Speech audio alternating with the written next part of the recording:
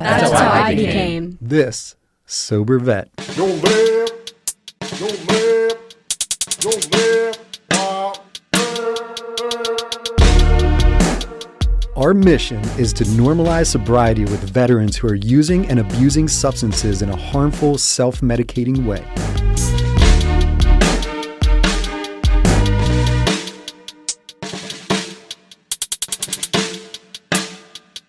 All right, I am super excited about today's episode. We are joined by Marine veteran Matt Boelhower, who has served during 2003 to 2011 and is currently practicing jiu-jitsu fighter. What's going on, Matt? Welcome to the show.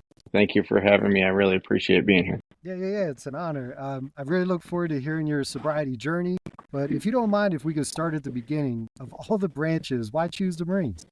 So my grandfather was Army veteran in World War II. By the time I turned 17, really, I started looking into the military. I heard some stories from my grandfather, and I was like, this is something I really want to do. So I started looking at the different branches, and my friend and I went to the Marine recruiter, and we're like, yep, let's do this. 9/11 already happened at that point. I wanted to be a part of it.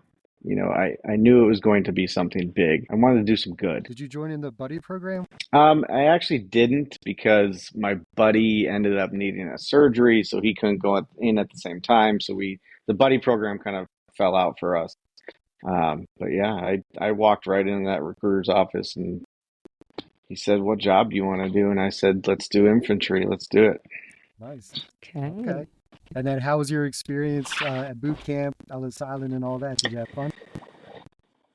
So I went to San Diego. So I'm a Hollywood Marine. Yeah,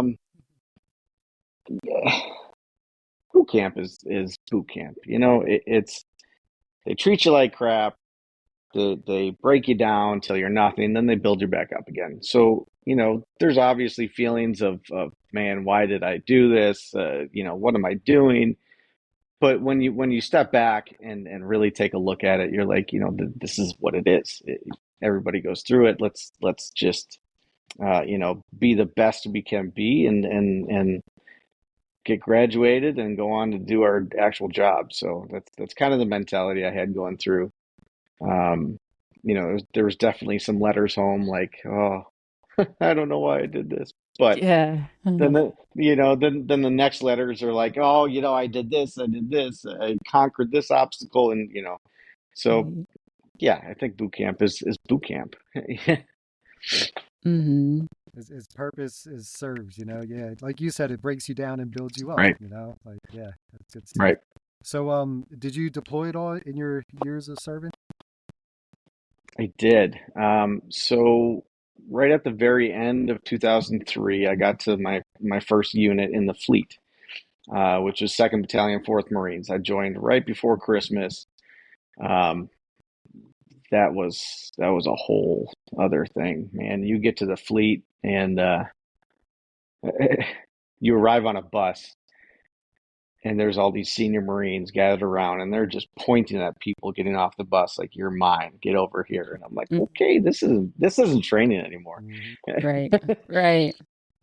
But like I said, I got to the fleet right before Christmas happened, so we actually got to go home for Christmas, which was nice. Then we got rolling into some training for just a couple of months, and then we got deployed to Ramadi in 2004. We're actually the battalion that held Ramadi for 7 months. Wow. We call it the Battle of Ramadi. It's kind of overshadowed by what happened to Ramadi in 2005, 2006. That gets a lot more publicity. But we can say that we held that city for 7 months by ourselves because we were the only Marine battalion in Ramadi at that time. And we were, I think within the first week, our firm base was getting mortared. We called it the Combat Outpost where my company was. And every other day we were getting in firefights, IEDs, rocket attacks, you name it. it was a hellish 7 months. Now, were you in a FOB Yeah. or were you guys in like houses in the city, or where were you actually? No, so we're in a fob. Okay. Yeah. It was, man, I think it was maybe an old Iraqi army outpost or IP outpost, one of those. So it had some buildings. It had enough buildings for two companies to live in. It was I was in Golf Company, otherwise known as Joker, and then we had Echo Company as well in the Combat Outpost. If you've ever heard of the book Joker One, that's my platoon. Oh, okay. I have heard of that. Okay. Wow. Yeah, Have you read the book? Is it pretty accurate? yeah, yeah. It's very accurate. My platoon commander wrote it. Gets a little bit of a bad rap because he goes. Some people say that he's ill. He spoke some ill will of other Marines, and I'm not going to knock anybody for anything. I feel as in the veteran community, there's too much of for lack of a better word, dick measuring going on. Amen. Um, Amen. Yep. there's not enough lifting each other up through this journey that we've all been on. Yeah. We've all had different experiences, but we all served. We all signed the dotted line. We all knew that it could require us, giving our lives. For me, in my experiences, seeing brothers blown up and die and carrying body bags on the battlefield, it's like enough is enough. We all went through it. So Yeah. let's be a community. Let's be a tribe. Right. Right. Absolutely. Well said. Absolutely. So, Matt, if we could kind of go back, what was your addiction of choice? Were you drinking or? Oh yeah, I was definitely drinking. I drank in high school too, but I think everybody does. And maybe it started there, but being in the Marines, especially going through all the training, before deployment or before my first deployment, you went out on the weekends and everybody was able to get alcohol because everybody knew somebody who was over 21. You got that, older guy that came in with you guys, he bought all the booze for everybody. That's definitely where it started. Attention veteran entrepreneurs, we've got a special announcement just for you. Marathon Business Advisory Services is proud to present a unique opportunity, a J-Dog franchise, veteran-owned and ready for its next chapter. Whether you're looking to own your first business or grow through acquisition, this could be the perfect fit. And the best part, it's completely confidential, with no cost and no obligation to explore the opportunity. Just reach out to Jay Calandra at j.calandra@marathonbas.com to learn more. Support veteran success. Build your future. Let Marathon guide the way. I think after deployment, so we lost 34 guys God bless. on the first deployment. Sorry. Good to hear that, man. Yeah. Probably, I don't have exact numbers of wounded, but a shit ton. Probably 3 times that many wounded. And the first night home, I got drunk. Mm-hmm. I didn't Yeah. want to do anything else but get drunk. And I think, especially at that age, you have no other coping skills. Correct. Yeah. You're surrounded by your buddies, and you're all thumping your chests, and you just got back from deployment. You're on this high, and let's go celebrate. Let's get drunk. Yeah. But then that turns into, well, I'm gonna drink every day now. I'm gonna, being in the military, you guys know, in the infantry, you don't have normal office hours. So you may get done with training at 5, 6 at night, Mhm. go to the PX, and you're grabbing a case of beer, Mm-hmm. and you're not stopping. You're going to drink that case of beer, Because it feels even if you have to get up. Yeah. You're about to say field day, right? No, I was going to say, because it feels so good once it hits your lips. But yeah, It and you don't does stop feel till good. late, and then you wake up I was gonna early. say, You're young enough to Yeah. jump back Right. in and do it. And right, I'm with you, brother. Yeah. right. We can still run, 5 miles and not feel a thing. Mm-hmm. Um, Mm-hmm. and then those field day nights, though, oh boy, Yeah. You get the whole barracks rocking on field day nights, but it's normal. Right. You Yeah. know, you don't see the addiction creeping Mm-hmm. until it's solidified. So yeah, it's tricky. It is. Matt, when would you say you realized, okay, you know what? I think I have an issue with my drinking here. 617 days ago. And what was that? You have an aha moment? What happened? I think I could always see the signs, right? Um, and I don't think I was ever, you know, I still tried to be the provider for my family, that rock, for my wife and my daughter. I had to be there. I didn't let the addiction affect them, um, as much as it could have. Let me put it that way. 617 days ago, I had a wonderful night. Um, we went out to our golf club that we're members of, and we had a bingo night. And then we sat around the golf club drinking afterwards. And then we went back to a friend's house who happens to have some really exquisite bourbons. Pappy Van Winkle's 20 years, 15 years, 10 years. He's got all of them. And we tried all of them. But the next day, I was supposed to do an Easter egg hunt on our downtown square with my wife and daughter. Mm-hmm. Well, guess who didn't go to the Easter egg hunt? Because I had spent the night on the couch because I was throwing up all night. And that wasn't the first time, but that will definitely be the last. So tell us what you're feeling. So like, did your wife kind of lay into you because of your actions, or were you kind of just self-reflecting? No. Like, holy crap, I need to stop. Yeah, self-reflecting. There comes a time when you got to get off your bullshit. Right. Yeah. Okay. But kudos to you, because Okay. that takes a lot of intestinal fortitude to realize that on your own. Because I knew when I was drinking, I knew what I was doing wasn't right, but the drinking felt so good that after 2 beers or whatever, I was just like, I'm not that bad. And then I would just keep going. Right. Yeah. Yeah. That's what happens. Mm-hmm. And I thank God. I don't think I was ever that bad. Where I'm shoving vodka into my coffee at work. Thank the Lord, I never got to that point. But I never went a day without drinking, and I never went a day without drinking so far as to get well intoxicated. Mm-hmm. Whether I showed it or not. That's looking back on it. That was scary. Yeah. Especially plus being in law enforcement. How is this going to affect my career if I go out and get a DUI? Right. Just because I have to drink every single night, whether it's at home or going out to dinner, nice family dinner. Yeah. I can't be happy with just water. Mm-hmm. Why?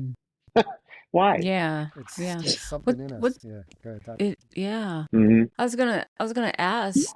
So, like, what does your support system look like? Who's there to support you through this? AA or Definitely battle no. buddies? Me. Solo. Wow. Solo. Wow.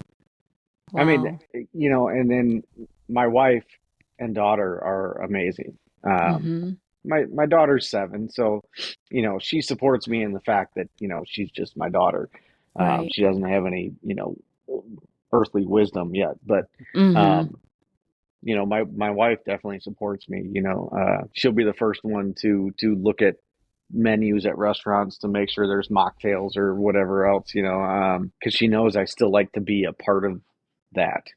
I don't ostracize myself to the corner in social events. Mainly it's me. And I was the one to choose sobriety, and I'll be the one to make sure I stick with it. Outstanding. Honestly, that scares me too, because I know that my situation could be so much worse. And I know a lot of people's situations are so much worse, and they require outside support. and I thank God that uh, um, I'm not at that level. That is a blessing. I will gladly be anybody's support because you can't do this alone. Absolutely. Now, in the beginning, when you just, what were some things you would do? Because I'm sure, like that first week, that those 2 weeks, especially that first weekend, it's very tough to not crack a bottle.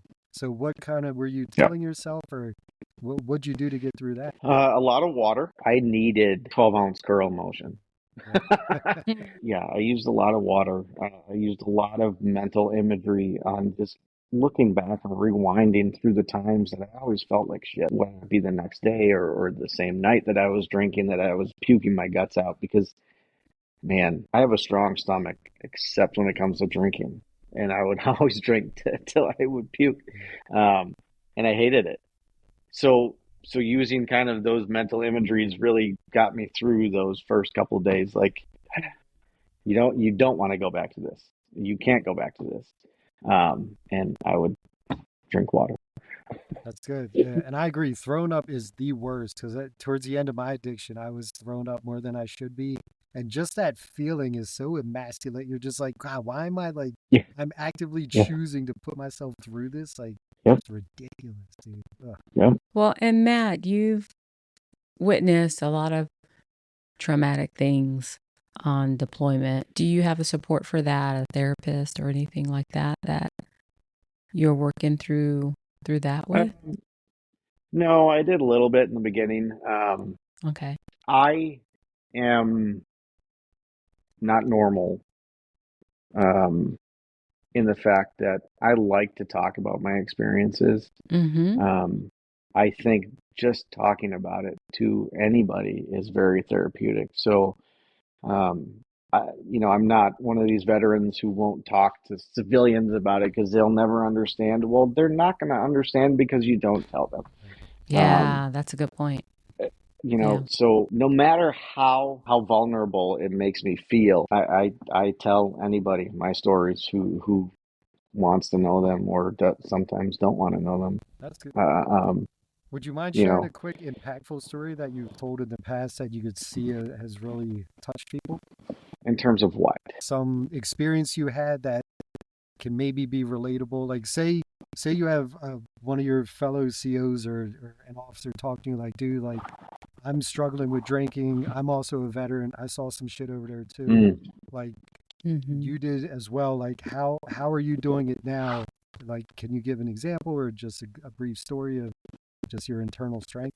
It's maybe not one story, um, but something that I'll remind every veteran that's been through stuff is that no matter what you've been through, we all have stories, and all those experiences make up who we are. No matter how hard they were, how easy they were, how difficult they were, how funny they were, we all have those stories. People need to hear those stories. I'm actually just about to publish a poetry book, and in my foreword, I say something to the effect of, this book is dedicated to all those heroes that didn't come home. We are the custodians of their history.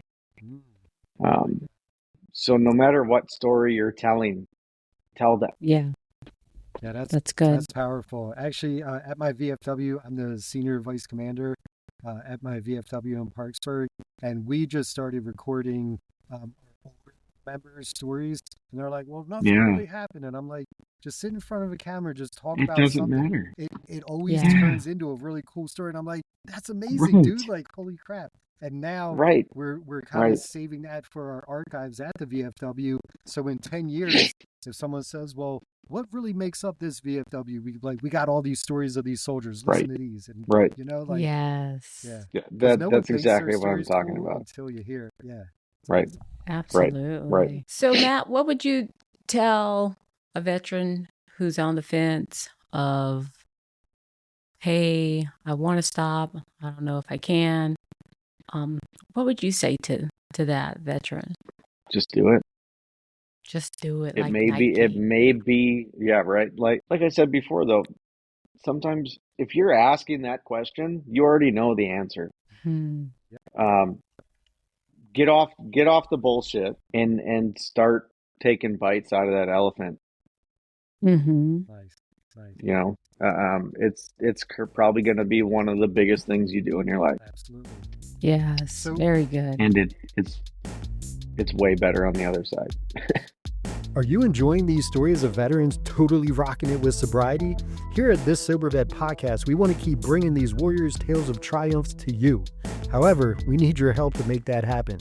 We're in need of sponsors for This Sober Vet podcast. That's right, now's the time to show your support, advertise your brand, or just make a monetary donation. It's easy. Just go to our website, www.thissobervet.com. To become a sponsor, fill out the form on our contact page. To donate, just click on support the mission. Let's keep shining a light for those still in the dark. Now, speaking of the other side, what would you say are the biggest benefits of being sober that you've noticed personally? I was going to say I can remember every conversation I have now, Right. but I can't because my it's too many IED blasts. But yes, I can remember a hell of a lot more than I kid. Man, there was plenty of nights where I don't remember how I got home. I remember talking to people. There were probably really good conversations, but I don't remember any of them. But now I can sit and have a conversation and actually refer to that conversation the next time I see you. So that's definitely a plus. Yep. I'm a hell of a lot healthier. Yeah. Jiu-jitsu. I think, Oh my I gosh. think, yeah, absolutely.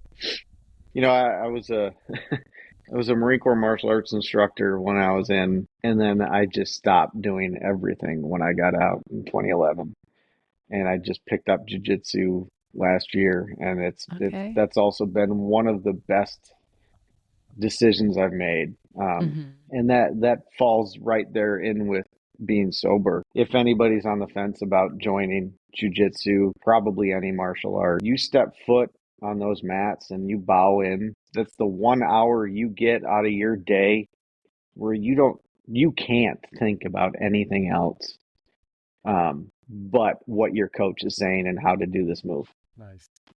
Yeah, I like that. Because he's going to break you up into groups and say, okay, now do this. And if you don't, you're screwed. Mhm. Yeah, you know what I mean? Like your training partner isn't going to care. He's just going to smash you. Yeah. So No, that's good that you do that. We had another guest that's pretty big in the jiu-jitsu world and the mixed martial arts. And one thing he said that I thought was interesting is for those soldiers who are on the fence about suicide and are thinking about hurting themselves or hurting their loved ones, because once you go, it really affects the ones around you more. He Yeah. suggested Yeah. join jiu-jitsu, join MMA, do something because you'll Yeah. hurt yourself, but you'll still be there the next day to hug your family and your loved ones. He highly Absolutely. recommended Yeah. Absolutely. Absolutely. And the camaraderie comes into play too, because a lot of veterans get out and they don't have that camaraderie anymore. Yeah. And joining a gym, an academy, a jiu-jitsu academy, or any martial art for that matter, you're going to meet people. And I get it. Maybe you don't have camaraderie in the fact that you serve together, but you're going to have camaraderie in a new experience that you're building. I think some veterans have an issue with getting the fact that they're not in the military anymore. But that doesn't mean you can't find the same camaraderie somewhere else. But you need to go do it. That is a big thing that veterans miss, that I was missing. Mm-hmm. And that helped me a lot. Now, question, did you feel that joining law enforcement, did that also kind of scratch that itch of the brotherhood ethos and all that? A little bit. There's definitely, I think it depends on what department you get on with. Talking through other leadership in other departments, some are really nobody's friends, nobody hangs out on the outside, to where, some are, yeah, we hang out all the time, we schedule outings, outside of work and stuff. So, I mean, it definitely can. And in the fact that you're working with like-minded people that use dark humor to get through their day, it's a plus. Right. You can have it in that respect. Very good. Now, do you view the world differently that you're sober? Yeah. I ask myself all the time, even sometimes outright to people, like, why do Why does every social event revolve around alcohol? Right? Great question. Every single one. I don't even care if it's a 7-year-old kid's birthday party. You have beer in the cooler and it's 11 a.m. Right. Yeah. It's horrible. And I don't want to knock anybody.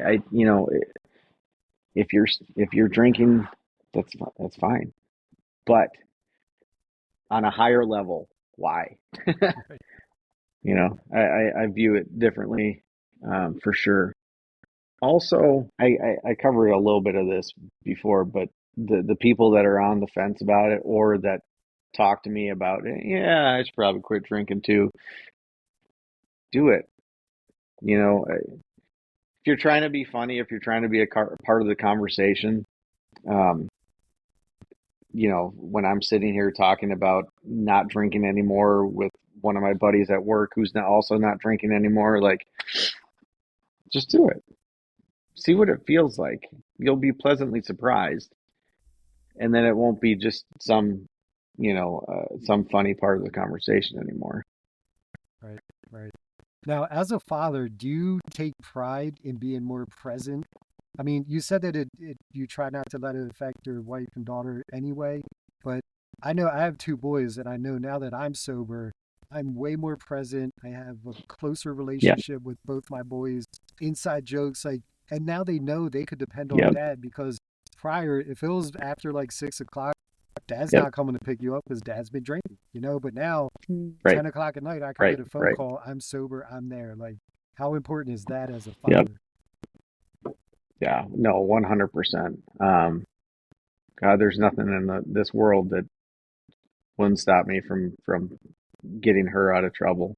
And now that I'm sober, I don't have to worry about that timeline, where, hey, I'm not available anymore. I've been drinking. No, mom's going to come get you. It definitely helped me make the decision also to get sober, because there comes a point in time where you can't do this anymore. Right. Because you have to show up for them. Do you like to end every episode by kind of a message of hope to those who are struggling, like to that person that this is their 3rd time that they tried to stop drinking? After about a week, they go right back to it.